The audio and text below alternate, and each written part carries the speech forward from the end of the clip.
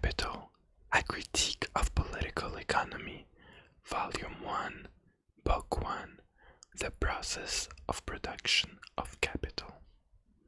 Part 1, Commodities and Money. Chapter 1, Commodities.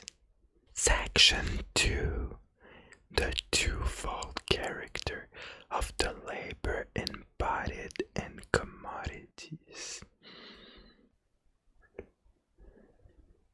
At first sight, a commodity presented itself to us as a complex of two things, use value and exchange value. Later on, we saw also that labor too possesses the same twofold nature, for so far as it finds expression in value, it does not possess the same characteristics that belong to it as a creator of use values. I was the first to point out and to examine critically this twofold nature of the labor contained in commodities. As this point is the pivot on which a clear comprehension of political economy turns, we must go more into detail. Let us take two commodities, such as a coat and 10 yards of linen, and let the former be double the value of the latter, so that if 10 yards of linen equals W, the coat equals 2W.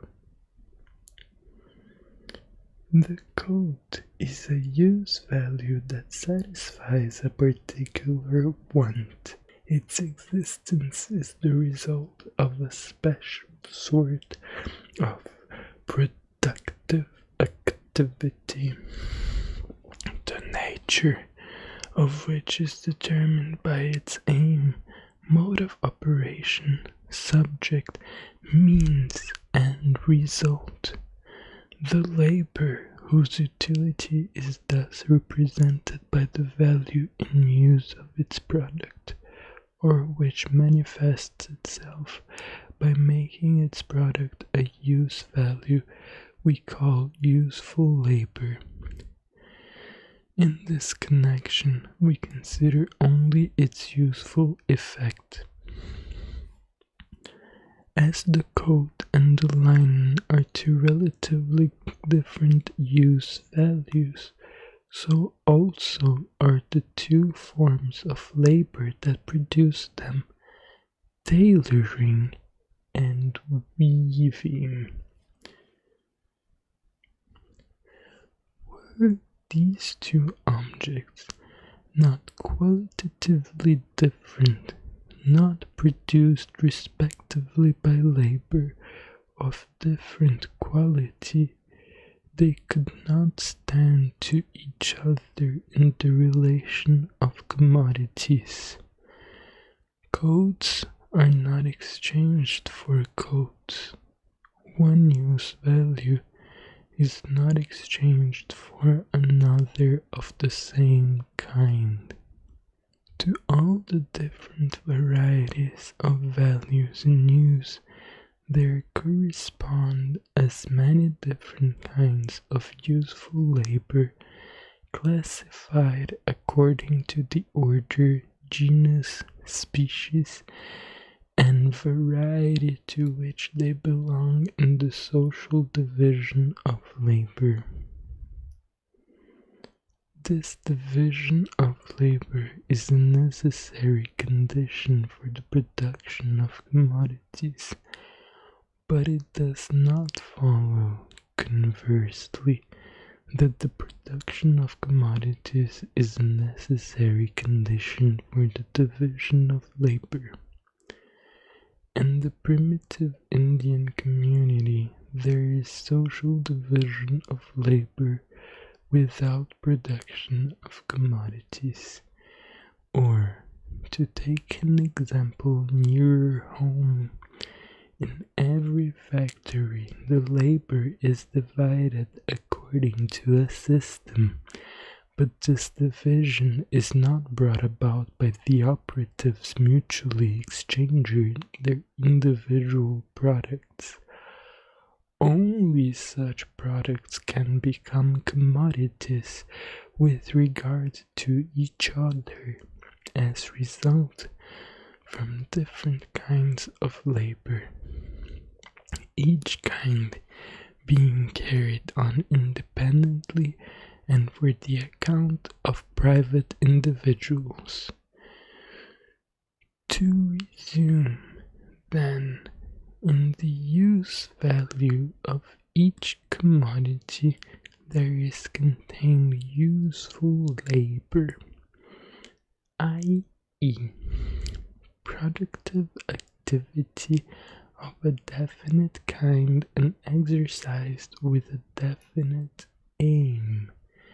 Use values cannot confront each other as commodities unless the useful labor embodied in them is qualitatively different in each of them. To resume, then, in the use value of each commodity there is contained useful labor, i.e., productive activity of a definite kind and exercised with a definite aim. Use values cannot confront each other as commodities unless the useful labor embodied in them is quantitatively different in each of them. In a community, the produce of which in general takes the form of commodities, i.e., in a community of commodity producers, this qualitative difference between the useful forms of labor that are carried on independently by individual producers, each on their own account, develops into a complex system, a social division of labor. Anyhow, whether the coat be worn by the tailor or by his customer, in either case it operates as a use value. Nor is the relation between the coat and the labor that produced it altered by the circumstance that tailoring may have become a special trade, an independent branch of the social division of labor. Wherever the want of clothing forced them to it, the human race made clothes for thousands of years without a single man becoming a tailor. But coats and linen, like every other element of material wealth that is not spontaneous produce of nature, must invariably owe their existence to a special productive activity exercised with a definite aim, an activity that appropriates particular nature-given materials to particular human wants. So far, therefore, as labor is a creator of use value, is useful labor. It is a necessary condition, independent of all forms of society, for the existence of the human race. It is an eternal nature-imposed necessity, without which there can be no material exchanges between man and nature, and therefore no life.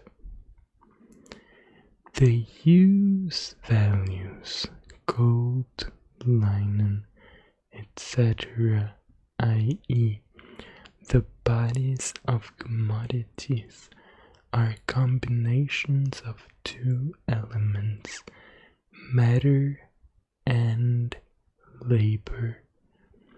If we take away the useful labor expended upon them, a material substratum is always left, which is furnished by nature without the help of men. The latter can work only as nature does, that is, by changing the form of matter. Nay, more, in this work of changing the form, he is constantly helped by natural forces. We see, then, that labor is not the only source of material wealth, of used values produced by labor. As William Petty puts it, labor is its father and the earth its mother. Let us now pass from the commodity considered as a use value to the value of commodities. By our assumption, the coat is worth twice as much as the linen, but this is a mere quantitative difference, which for the present does not concern us. We bear in mind, however, that if the value of the coat is double that of 10 yards of linen, 20 yards of linen must have the same value as one coat. So far as they are values, the coat and the linen are things of a like substance, objective expressions of essentially identical labor. But tailoring and weaving are qualitatively different kinds of labor. There are, however, states of society in which one and the same man does tailoring and weaving alternately, in which case these two forms of labor are mere modifications of the labor of the same individual, and not special and fixed functions of different persons, just as the coat which our tailor makes one day, and the trouser which he makes another day, imply only a variation in the labor of one and the same individual. Moreover, we see at a glance that in our capitalist society, a given portion of human labor is, in accordance with the varying demand, at one time supplied in the form of tailoring, and another in the form of weaving. This change may possibly not take place without friction, but take place it must. Productive activity, if we leave out of sight its special form, vis-a-vis the useful character of labor, is nothing but the expenditure of human labor power. Tailoring and weaving, though qualitatively different productive activities, are each a productive expenditure of human brains, nerves, and muscles, and in this sense are human labor. They are but two different modes of expending human labor power. Of course, this labor power, which remains the same under all its modifications, must have attained a certain pitch of development before it can be expended in a multiplicity of modes. But the value of a commodity represents human labor in the abstract, the expenditure of human labor in general. And just as in society a general or a banker plays a great part, but mere man, on the other hand, a very shabby part. So here, with mere human labor, it is the expenditure of simple labor power, i.e., of the labor power which, on an average, apart from any special development, exists in the organism of every ordinary individual.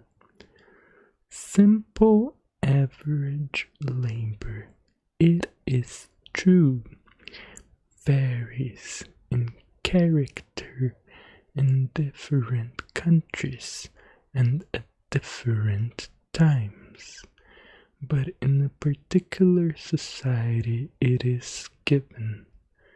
Skilled labor counts only as simple labor intensified, or rather as multiplied simple labor. A given quantity of skilled being considered equal to a greater quantity of simple labor. Experience shows that this reduction is constantly being made. A commodity may be the product of the most skilled labor, but its value, by equating it to the product of simple unskilled labor, represents a definite quantity of the latter labor alone. The different proportions in which different sorts of labor are reduced to unskilled labor as their standard are established by a social process that goes on behind the backs of the producers and consequently appear to be fixed by custom. For simplicity's sake, we shall henceforth account every kind of labor to the unskilled, simple labor. By this we do not more than save ourselves the trouble of making the reduction. Just as, therefore, in viewing the coat and linen as values, we abstract from their different use values, so it is with the labor represented by those values. We disregard the difference between its useful forms, weaving and tailoring. As the use values, coat and linen are combinations of special productive activities with cloth and yarn, while the values, coat and linen, are, on the other hand, mere homogeneous conjugations of undifferentiated labor. So the labor embodied in these latter values does not count by virtue of its productive relation to cloth and yarn, but only as being expenditure of human labor power. Tailoring and weaving are necessary factors in the creation of the use values, coat and lining, precisely because these two kinds of labor are of different qualities, but only insofar as abstraction is made from their special qualities, only insofar as both possess the same quality of being human labor, the tailoring and weaving for the same substance of the values of the same articles. Coats and linen, however, are not merely values, but values of definite magnitude, and according to our assumption, the coat is worth twice as much as the 10 yards of linen. Whence this difference in their values?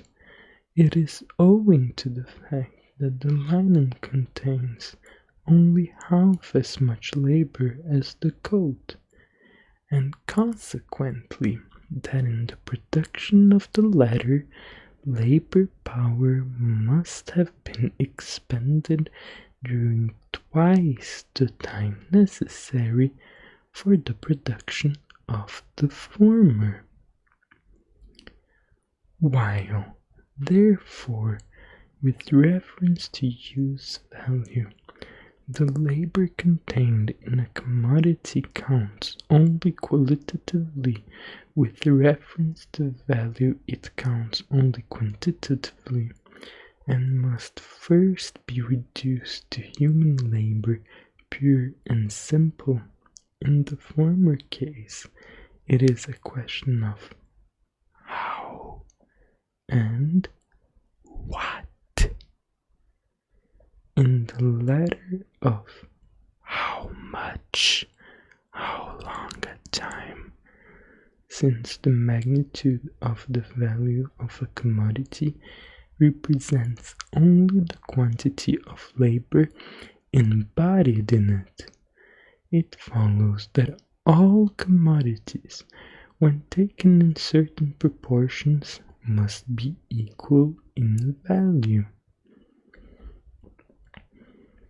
If the productive power of all the different sorts of useful labor required for the production of a coat remains unchanged, the sum of the values of the coats produced increases with their number. If one coat represents X days' labor, 2 coats represent 2x days' labor, and so on. But assume that the duration of the labor necessary for the production of a coat becomes doubled or halved.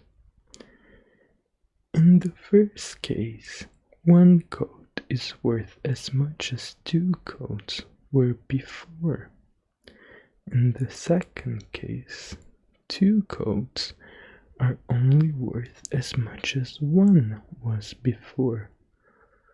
Although in both cases 1 coat renders the same service as before, and the useful labor embodied in it remains of the same quality.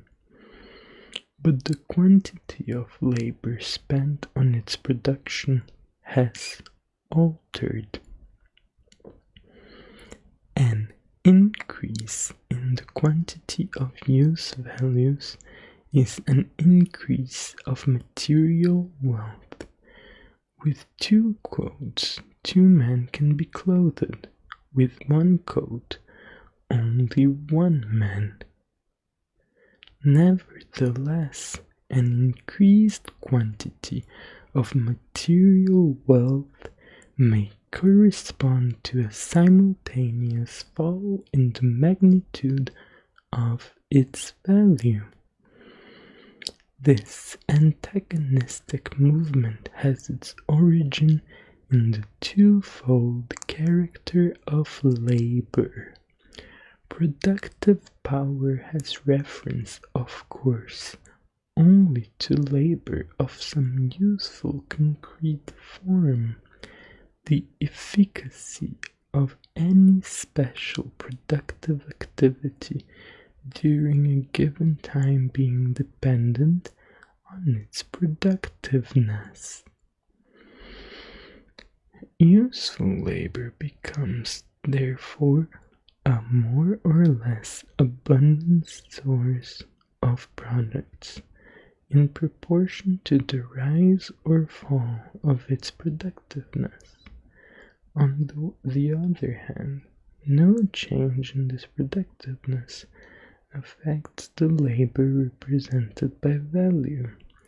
Since productive power is an attribute of the concrete useful forms of labor, of course it can no longer have any bearing on that labor, so soon as we make abstraction from those concrete useful forms. However, then productive power may vary.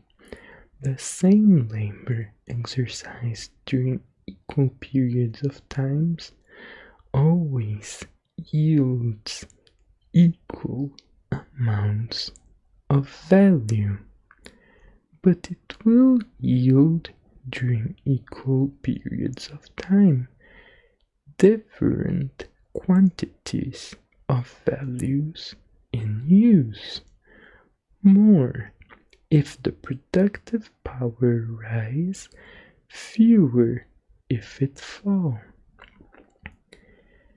The same change in productive power which increases the fruitfulness of labor and, in consequence, the quantity of use values produced by that labor, will diminish the total value of this increased quantity of use values, provided such change shorten the total labor time necessary for their production, and vice versa. On the one hand, all labor is, speaking physiologically, an expenditure of human labor power, and in its character of identical abstract human labor, it creates and forms the value of commodities. On the other hand, all labor is the expenditure of human labor power in a special form and with a definite aim, and in this its character of concrete useful labor, it produces use values.